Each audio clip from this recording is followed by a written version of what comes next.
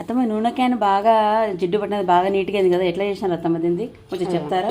ఏం లేదమ్మా, ఎట్లా ఏం లేదు, ఎంత నువ్వు జిడ్డు పట్టినా ఎంత ఇది గట్టిగా ఉన్నా కానీ కొంచెం నూనె, కొబ్బరి నూనె ఇట్లా మనం చేతిలో వేసుకొని ఇట్లా వేసి తోమి అంత నీట్గా అయిపోతుంది. అది నీట్గా అయిపోయిన తర్వాత మనం సబ్బు వేసుకొని మళ్ళీ తోముకుంటే ఇక లోపల కానీ ఎక్కడనే కానీ ఇంకా జిడ్డు కూడా ఉండదు. చూడమ్మా ఇంత క్లీన్గా అయిపోతుంది.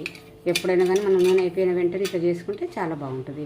అట్లే మడ్డి మడ్డి పెట్టుకుంటుంటే ఏం బాగుంటుంది. చూడు నూనె నూనె వేసిన వెంటనే ఎట్లయిందో చూడు ఎంత బాగుందో. ఇట్లా చేసుకోవాలి. ఈ టిప్పు మీకు నచ్చినట్లయితే లైక్ చేయండి, షేర్ చేయండి, బెల్ ఐకాన్ కొట్టండి, సపోర్ట్ చేయండి. కానీ మీరు కూడా ఎవరైనా ఫాలో అవ్వాలంటే ఖచ్చితంగా టిప్పు మాత్రం ఫాలో అవ్వండి. నేను కూడా ఫస్ట్ టైం చూస్తున్నాను అనమాట. అత్తమ్మ చాలా బాగా చేసినారు.